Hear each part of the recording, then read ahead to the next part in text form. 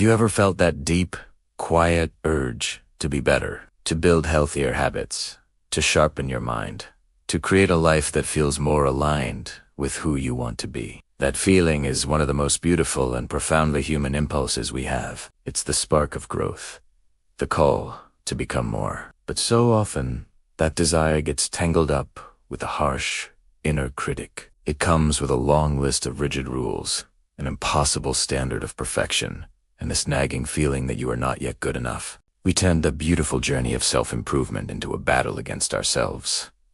But what if there's another way? What if we approach this process not as a demanding, relentless taskmaster, but as a gentle art?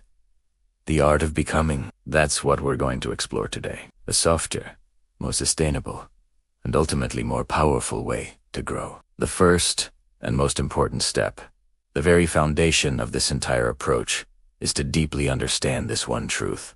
You cannot build a lasting, beautiful future on a foundation of self. You are not a problem that needs to be solved. You are a person who deserves to be understood. So, the journey of improvement, if it's going to last, must begin with a simple, powerful act.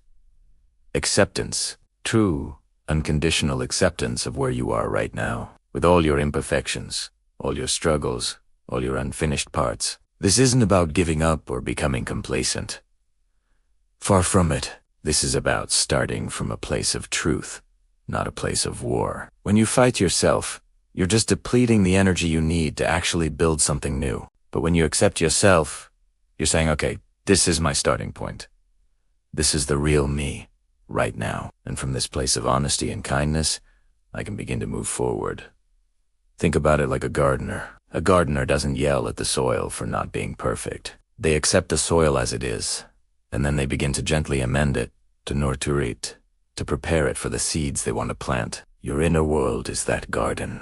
Start by accepting the soil you have. Now, once we've laid that foundation of acceptance, we need a compass to guide us. And that compass is this: progress, not perfection. So many of us abandon the path of self-improvement because we expect a straight, perfect, upward line. We decide to start a new habit, and if we miss one day, we feel like a total failure and quit altogether. We expect perfection from day one, and when we inevitably fall short, we use it as proof that we're just not cut out for change. But nature doesn't work that way, and neither do we. Look at tree. It grows in rings. Some seasons, the rings are wide, signaling abundant growth, and some seasons they're narrow. A tree adapts to the wind. It bends toward the sun. It survives droughts and storms. Its growth is not a perfect, straight line. It's a story of resilience and adaptation. Your journey is exactly the same. It's not about being perfect. It's about your direction of travel. Are you moving, even slightly, toward who you want to be? Did you manage to read for just 5 minutes today, when yesterday you read for none? That is progress. Did you take one single, mindful breath in a moment of stress instead of reacting impulsively? That is incredible growth. Did you choose a glass of water over a soda? That is a win. These small, seemingly insignificant steps, when taken with compassion for your missteps, create a powerful momentum. This gentle, consistent momentum is something that rigid, brittle perfectionism can never achieve. Perfectionism shatters at the first mistake. Progress bends, learns, and keeps going. So, celebrate every small step forward. That is where the real magic happens. So we have a foundation of acceptance and our compass of progress. Now, what are the tools we use in this gentle art of becoming? Well, the good news is you don't need a massive overhaul of your life. Great change doesn't require great, dramatic upheaval. It grows from planting small, daily seeds. Let's talk about 3 of the most powerful seeds you can plant. The first is the seed of awareness. This is about simply noticing. Without immediate judgment, just begin to observe your thoughts, your feelings, your habits. What patterns do you see? When you scroll on your phone, how do you feel afterward? When you go for a walk, what shifts inside you? What people or activities energize you?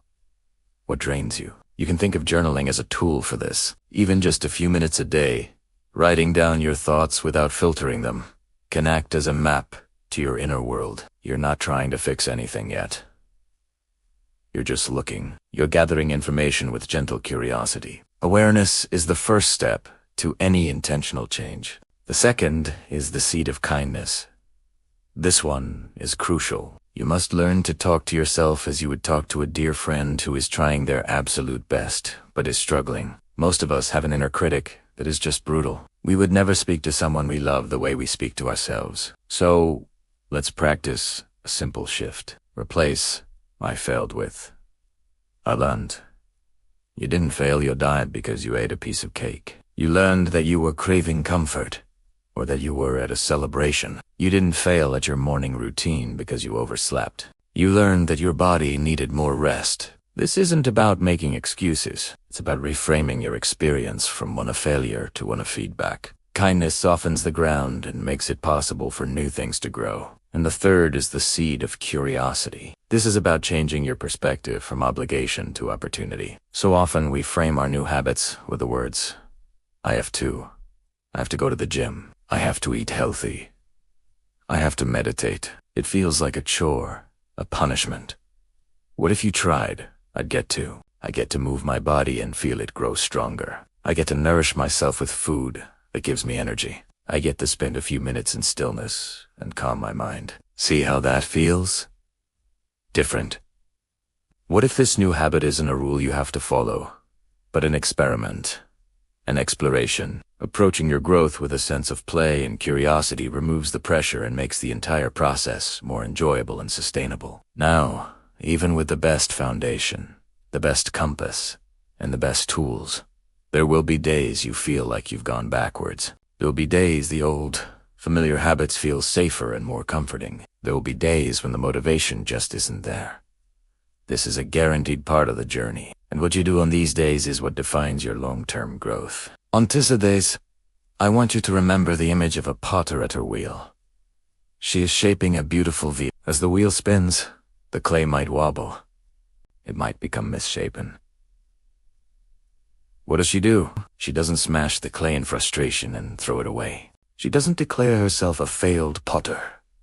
No, she simply moistens her hands, gently steadies the clay, and continues to shape it with patience and care.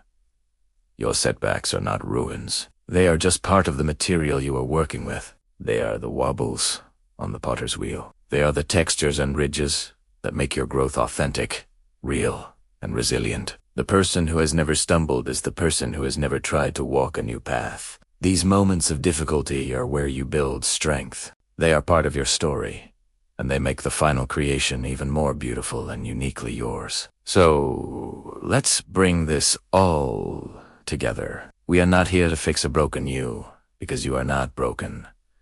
We are here to nurture the whole you, to gently peel back the layers of conditioning and fear, to water the seeds of your incredible potential, and to patiently, kindly, become more of who you were truly meant to be. This is your journey, your gentle art of becoming. And it doesn't start tomorrow, or next week, or on New Year's Day. It starts right now, with the very next, kind, intentional step you take. Maybe it's a deep breath. Maybe it's a glass of water. Maybe it's a moment of self-compassion. Whatever it is, take it with the knowledge that you are already whole, and you are simply on the beautiful path of becoming. Thank you so much for spending this time with me today. If this message resonated with you, I'd be so grateful if you'd like this video and subscribe to the channel for more content on gentle and mindful growth. I'd love to hear in the comments, what is one small, kind step you can take for yourself today? Take care, and be kind to yourself.